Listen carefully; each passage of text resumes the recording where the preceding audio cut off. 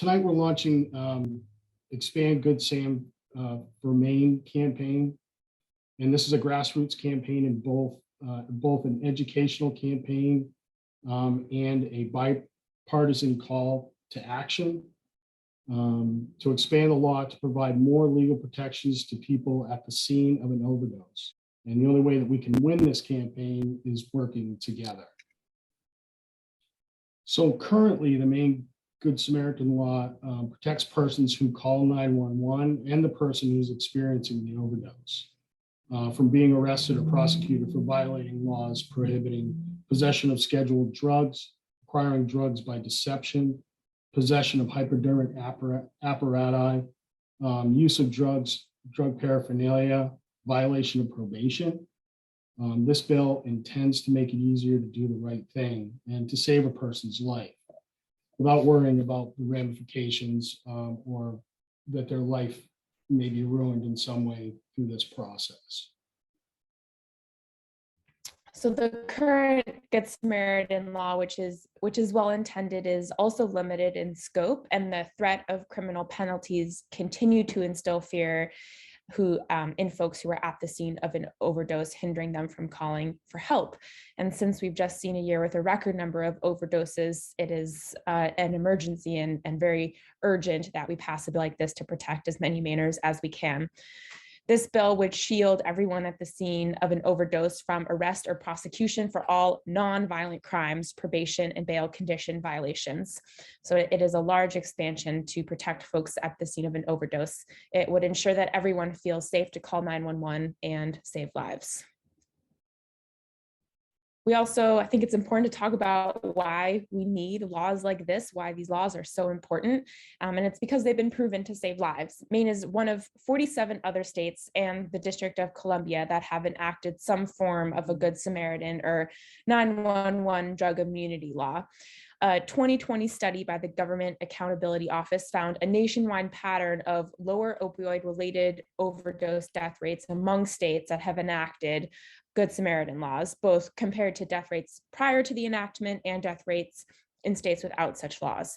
Studies also found that people are more likely to call 911 if they are aware of the laws. And so we're really hoping that this law, paired with massive education, can genuinely save a lot of lives.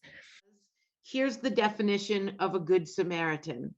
A Good Samaritan is a charitable or helpful person, right? Its origins are in the Bible. A Good Samaritan should not be punished. We want Mainers to pick up the phone and to call and report an overdose. And that is why I'm supporting this piece of legislation. We are losing, as many of us know, 13 Mainers a week. We've been doing the same exact thing for many years, and the overdose deaths keep going up. This is as we all agree on this call, a medical issue. And when there's a medical issue, we should feel free to call for medical help without fear of being punished, without fear of losing our job and losing our license and all of the other pieces that come along with a criminal arrest, a criminal prosecution, etc. And quite frankly, what we're doing isn't working. Those of us who've spent years talking to folks who are on the ground, who are out involved in this work, we know that people don't dare to call for help. I really signed up for this co-sponsorship because of the 635 lives we lost last year. One of those lives was my family member, and he died of an overdose, and this exact circumstance played out. So the folks in the room with him at the time were on probation.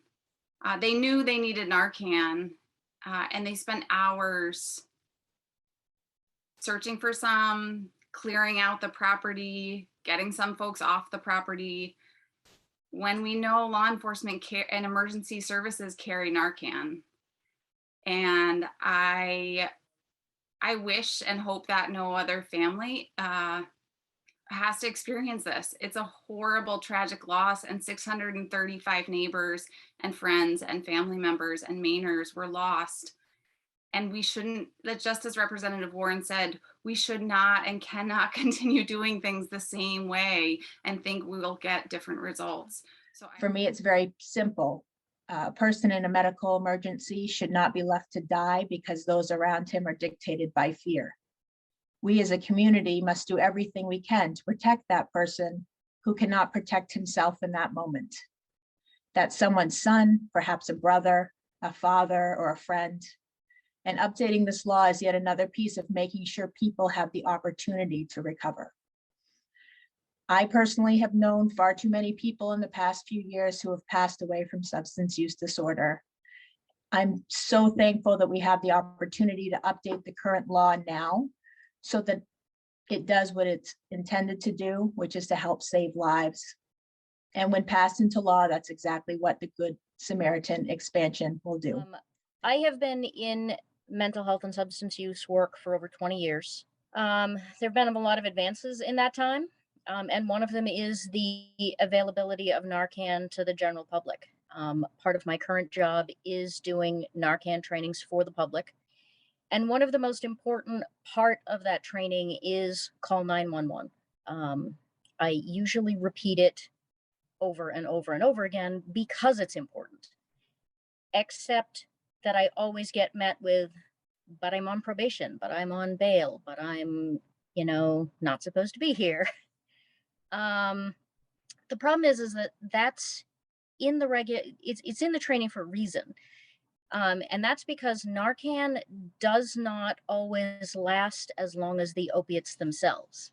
And the number of cases I have heard of where it's very obvious that someone else was at the site of an overdose, and it's very obvious that Narcan was given, and then the other person left, the overdose reasserted itself, and the person died anyway. It is absolutely vital that 911 be called. Overdose can also co-occur with other things. You don't know what other substances might be involved. And without these protections, I'm going to keep hearing, I'm not going to call 911. The number of cases where people aren't calling 911 is absolutely overwhelming in the area I work. We hear about very few overdoses, except for the ones where people don't make it. It is so vital. I cannot stress enough. It is vital that people feel safe to call. Because right now they don't. This is a medical issue. And when our laws stand in the way of good public health, we have to change those laws. And that is why the ACLU of Maine supports this. In order to save people's lives, we have to turn away from punishment and turn towards things that work. And things that work are community support, medical help, and other supports that help people find stability and enable them to make healthy choices for themselves and their families. I almost died from my addictions, but I was saved. I went to prison, but I survived. And when I left brothers and sisters behind, still in their imprisonment, both to drugs and to the state. The work of the Prisoner Advocacy Coalition and the Reentry Network is because we refuse to leave sisters and brothers behind. This bill is about not leaving brothers and sisters behind, not throwing them out like trash, not leaving them to die. We have thrown away and left people behind for too long. Please support the Expand Good Sam law and don't leave my brothers and sisters behind to die. And MPA supports this bill because too many of our members and neighbors have been devastated by the opioid crisis. Everyone we represent knows someone who's lost someone or they've lost a loved one themselves. My family hasn't been untouched by this epidemic. My cousin, Samuel Johnson, died in August alone in his home. He struggled with depression issues, substance use disorder, and though he worked so hard in his recovery, he couldn't find help or the belonging that he needed to thrive. When Sam died, he was 4 years into his recovery, reestablishing a close and loving relationship with his son, Milo, who was his whole entire world. Sam had so much life and love to contribute, and I see his death as senseless. Sam had if he had had a safe place to use when he'd relapsed, he'd still be with us. And I also can't help but wonder if Sam was actually not alone when he overdosed. Maybe he was using with a friend who was afraid to call the authorities. That could have saved his life and saved my family, my cousins, my aunt, everyone, a lot of pain. So my personal experience as a person in long-term recovery and this loss that my family's endured both point to the need for more compassionate drug policies, like the one we're discussing this evening, the expansion of Good Sam. So MPA and I personally believe in the inherent worth of all people, and that we should do everything that we possibly can to save the lives of our neighbors and our friends and our family. In the last 3 months, we've personally received 222 overdose reversal reports from people who have used our naloxone to reverse an overdose. We know there's many we don't hear about. And most of those report not calling 911 due to still being fearful of criminalization and just the barriers to accessing care.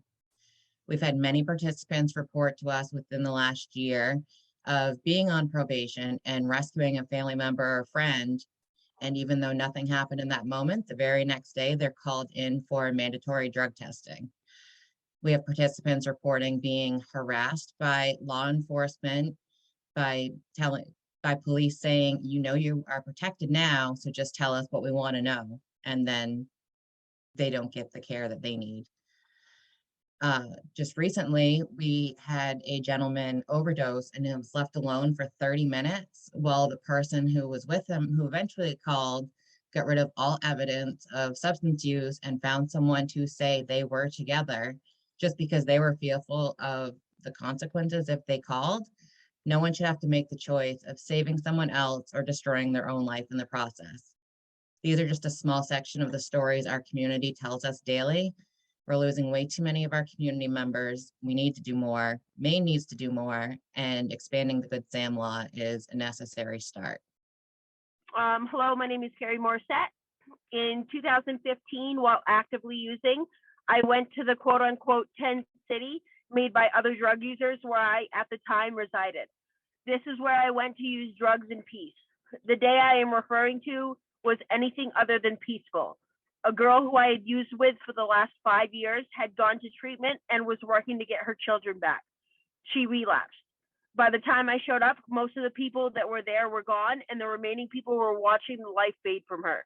I flipped, screaming for help and begging for someone to call 911. When I asked why the ambulance had not been called, I was met with responses like, I am on probation or I have a warrant.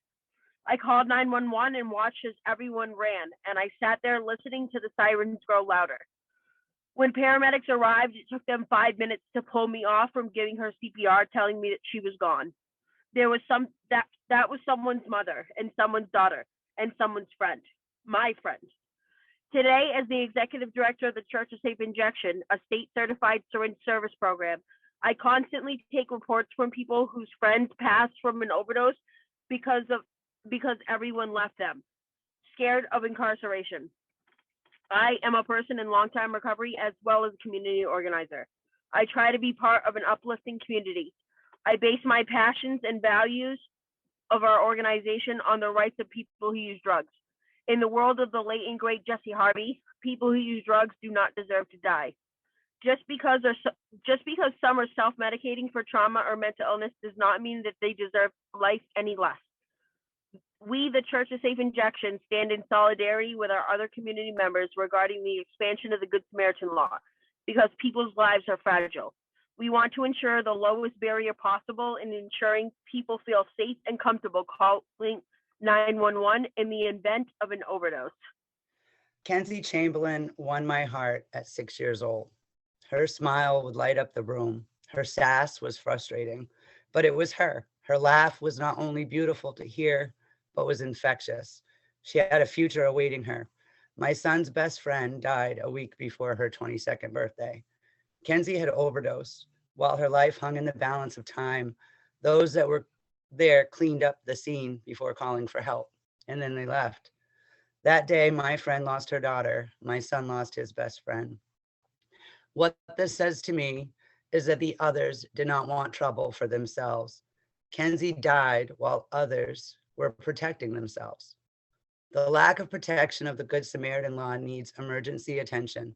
How many more best friends, daughters need to die before we as a state make changes to protect them? I am in support of the Good Samaritan bill expansion and hope that this legislation will support it this year. We, as Recovery on the Road, are doing a documentary on the Good Samaritan Law in Maine. The stories we've heard are saddening and sickening. Please support the expansion. And we are tired of seeing our friends die. I am a recovery coach and I focus primarily on those actively using and early recovery. One of my recoveries this summer had passed away in a house that is known to inhabit people who use drugs. He was completely cleared of the drugs that he had on him. The house was cleared of the drugs. The folks that were with him made a plan of who would stay and who would go. This all took planning. And this planning took time. And this time, in turn, took his life. I'd seen this recovery probably not even 48 hours before he passed away. He was happy. He was hopeful that he would find recovery. He was starting to feel that this was not the life for him. And due to the time that it took folks to finally call, this young man lost his life. I also have another recovery who's very close to me, and I've been called on 2 separate occasions to revive this person. I was called, not the police. And one of those times took several doses of Narcan, took a lot of CPR, but I did not call the police because when his friends had before, he got up and he ran when he came back.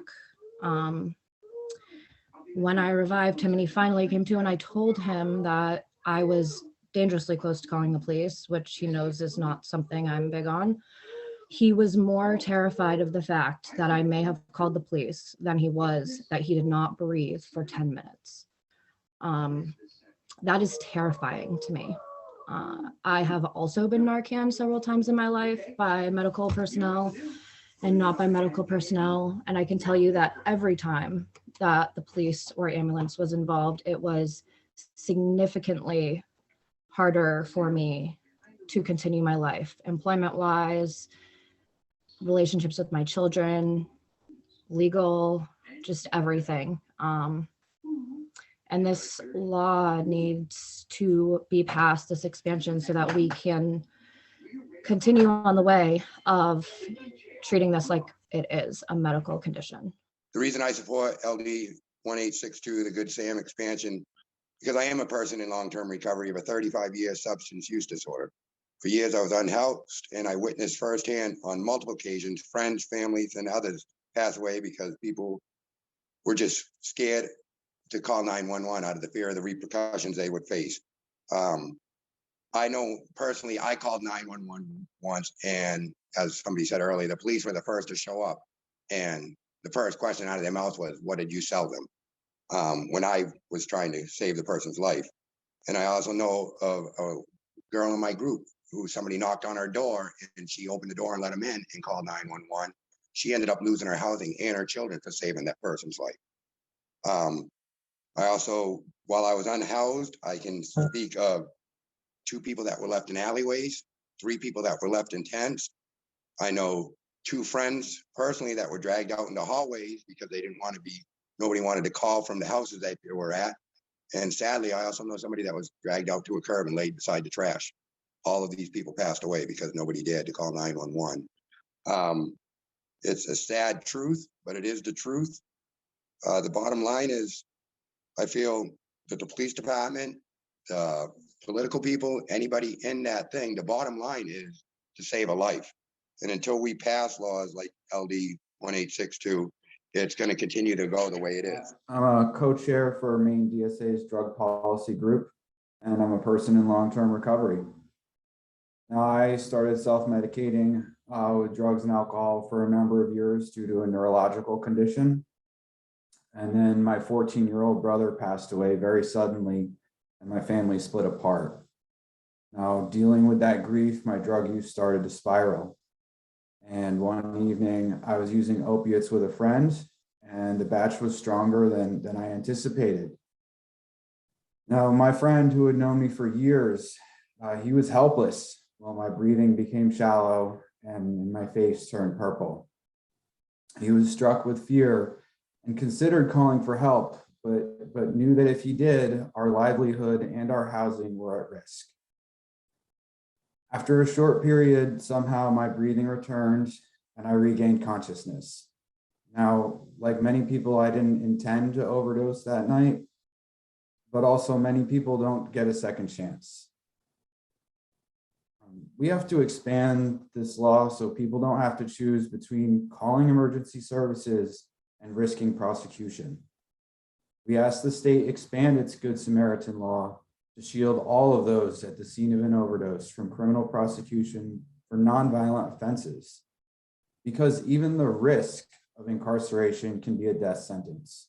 It nearly was for me when my friend was too scared to call for emergency services. Our prisons are filled with working class people convicted on low-level drug charges, but they didn't create this problem. Criminalization dooms many into an unending cycle of poverty wages and reincarceration. I nearly got caught in that cycle myself. We can no longer target working class Mainers for a crisis they didn't start, while drug companies and the carceral system profit off their misery. Now, make no mistake, nothing we do can bring back those we've lost. The question now is how to move forward. The expansion of this Good Samaritan law will protect Mainers who save lives, providing a loved one, a brother, or a dear friend with another chance at life. The simple fact is that overdose death is preventable, but access to timely medical assistance is critical. And we cannot let our obsession to punish people get in the way of our ability to help them and save people who can be saved. The very difficult choices that people are being forced to make because of the criminalization of people who use drugs means that they can't get the medical assistance that they need, and the fear of making the call and suffering the incredible trauma of arrest and incarceration, which is a real traumatic experience that people have following the trauma of overdose, that we can change those circumstances and we can make sure that people have access to care. I think one of the most chilling things that I heard in my interviews was the plans that people made begging their neighbors not to call the police, not to call for help when they overdosed because of those fears. The Know Your Options website, sponsored by the Maine Department of Health and Human Services, urges people to test their drugs, to use drugs in company of others, and to make sure that people know what to do in case of an overdose. And we need to make sure that people have the legal protections in order to take action when it's needed. The need to expand Good Samaritan is urgent. To stem the tide of death, we must do more. We must empower everyone, but most importantly, we must empower those who are most likely to witness overdose death, and that is people who use drugs and their loved ones to keep people alive. And this is just the first step in making sure we have a full and complete public health response to this public health crisis. Although it might seem from watching movies and TV that our criminal justice system largely exists to punish evildoers for egregious wrongdoing, that simply isn't what the vast majority of today's criminal system's about. In reality, much of what consumes our country's carceral system today usually boils down to our cops and our jails being the primary avenues through which our public sector responds to people who use drugs. Out of all the justice-involved people I've met since I started doing this work, I found that all it usually takes is a few minutes of listening to any of these people to recognize that they usually love their moms, they adore their kids. For the most part, the people currently being charged with low-level nonviolent drug offenses in Maine simply are not malicious or malevolent people. When we arrest them, we aren't punishing evil people. They aren't bad people at all. In the long term, especially, criminalizing drug use doesn't keep the people using drugs, their families, or their communities safe. It just doesn't. Arresting and incarcerating people almost always simply causes harm and compounds problems. I feel confident saying that we actually have some sense of what to do here. At a world with so many problems, the people you've heard tonight have an actual solution. And it's the sticks in the mud and the outpourings of misinformation that are preventing us here from saving lives and actually improving these situations. I applaud the work that's been done in Maine so far to prevent the cops from arresting people simply for possessing paraphernalia or calling 911. Now we've got to prevent the cops from arresting nonviolent drug users just because they happen to be on the scene of a particular kind of medical accident. 2020, I wrote a heartfelt call to action after my friend Tim died from an accidental overdose. Tim was somebody who I had met when I was running a recovery residence. His favorite things were chocolate pie and his person in recovery sweatshirt and his bulldog, Sam. At the time when Tim died, I called for a robust PR campaign on the Good Samaritan Law. At that time, I truly believed that Tim had died because the people at the scene of his overdose, did not know that the Good Samaritan Law exists. I believed that if only they had known that they were being protected from criminal charges, they would have called and my friend would be alive. I'd get to make him one more chocolate pie at Thanksgiving dinner. And I believe that a strong public awareness campaign focusing on educating drug using communities about the protections they could receive under the law would have worked. I was wrong. What I didn't know at the time, or when I helped encourage and secure its unanimous passage in 2019, was that Maine's current Good Samaritan Law, while very well intended, is seriously lacking. And that no matter how good of a PR campaign that we launched, it wouldn't matter because the campaign can only be as good as the law itself, and that the law itself was flawed. Currently, the Good Samaritan Law only protects the person who is overdosing and the person who is calling for help from being charged with a very small set of criminal offenses. It doesn't protect everybody at the scene, nor does it protect them from things like bail violations.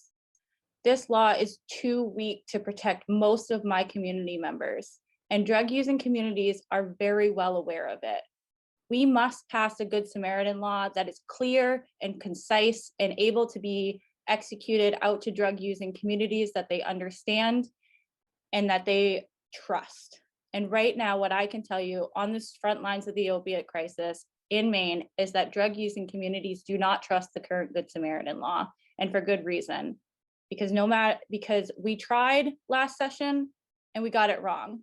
And that's okay, because we can go back and we can pass this, we can fix it up and we can pass this and get it right this time.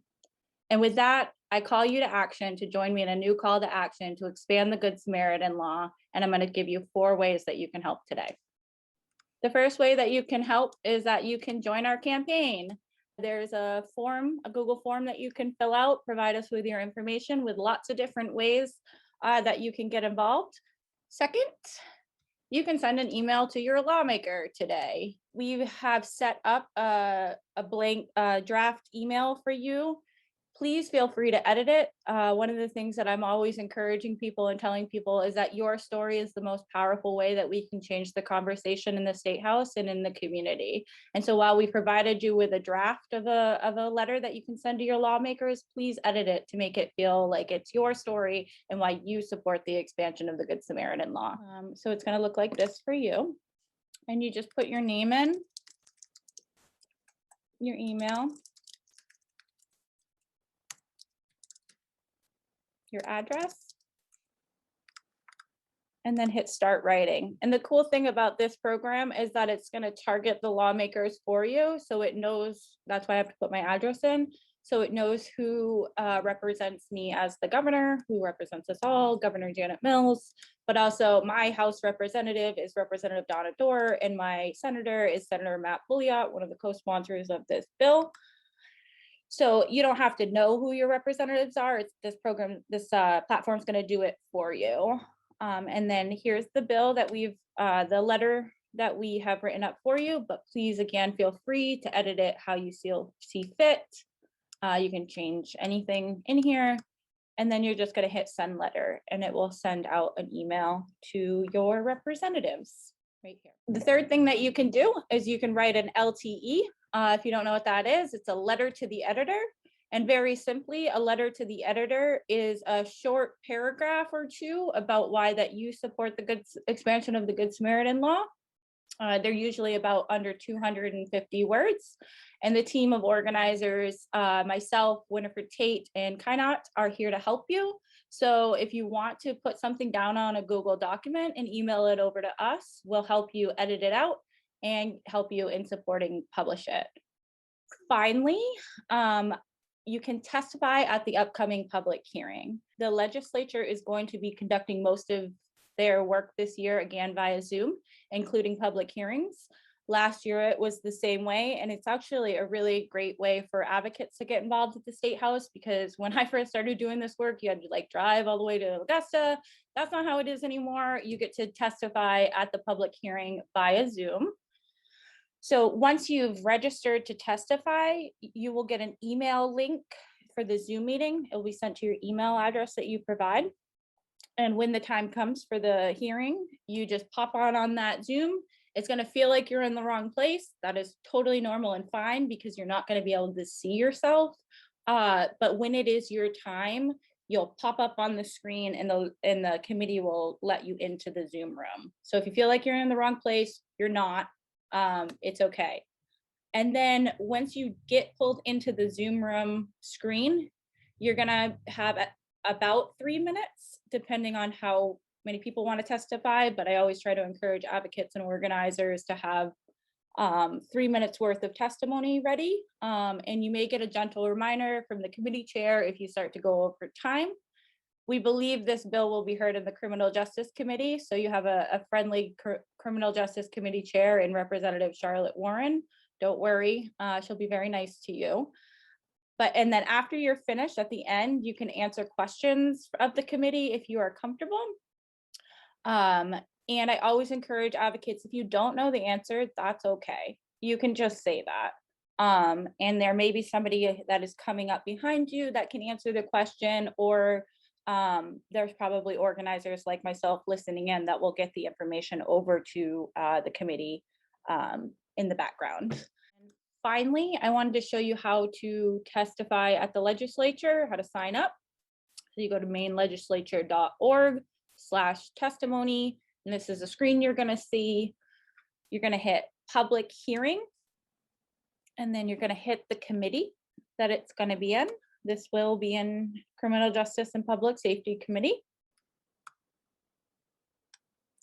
It's not currently set for a date yet, so I'm just gonna, for the purposes of showing you, I'm just gonna pick a random date. I'm gonna pick the 19th. But once it has the correct date, and we'll send out email reminders to all of you who have signed up.